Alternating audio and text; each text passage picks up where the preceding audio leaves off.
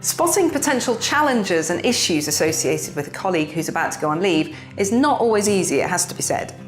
So here we're going to cover some of the main areas where issues can potentially arise and behaviours that should be on your radar to look out for, just in case. A question I'm often asked is, what's the most common area of concern for somebody who's about to go on leave? What are they worrying about? Is it workload transition? Is it career progression? Is it home and well-being and all of that sphere? Or is it managing the leave period as a whole? The answer, I have to tell you, can be all of those things. Or it can be none of those things. Or it can be any combination of those things. I know it's frustrating, but of course, as with so many things, there really is not a one-size-fits-all answer. And actually, in that respect, I think managing parental leave is really no different to the more everyday aspects of people management. Everybody is an individual and you do have to treat them accordingly. There aren't so many shortcuts. Everybody will have their unique combination of concerns. So the bottom line is really this: you don't know what your colleagues' concerns are if you don't ask.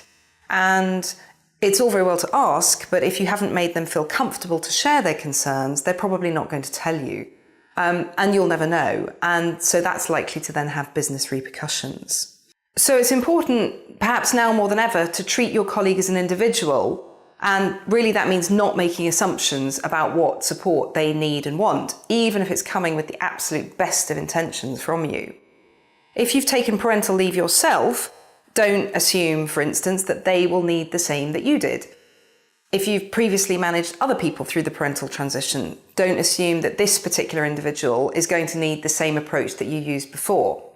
I see many managers tying themselves in knots a bit about what is and isn't an appropriate question to ask or an appropriate phrasing of a question to use. And what I would say is, if you're at all uncertain about that, because it can get confusing, just ask your HR contact for guidance on that. What really is important to stress there is, please don't let your fear or concern of saying the wrong thing or asking the wrong question get in the way of having conversation and discussion with the individual at all. Make sure, of course, that you're listening to them as empathetically as you possibly can, so that they really get a sense that you're trying to fully understand their needs. And of course, you can only do that by asking them so that you can establish what their needs are.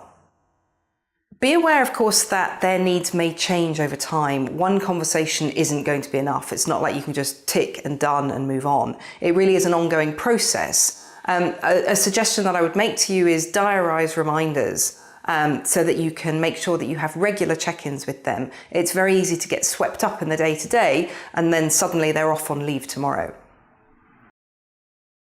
So what sort of emotions might someone who's planning to go on leave be experiencing? They may well be experiencing a pretty wide range of emotions, ranging from anxiety through to excitement, then back to fear, and then to being really excited about becoming a parent, but at the same time concerned about letting colleagues or clients down. They might be really quite worried about the impact on their career, or fearing that they're going to lose responsibility for some of the key projects or objectives that they've been handling. So it can be a real kind of up and down time for people. For some colleagues, it can be really difficult to relinquish control and realize that they're going to have to hand over projects and clients that have maybe been very close to their heart over a long period of time. Your colleague may be concerned about being sidelined while they're off on leave, and can be really worried about how their whole image as a professional might be going to be eroded by this experience of becoming a parent. So it's really vital, as a result of all this, that you help your colleague to feel as balanced and as confident as possible.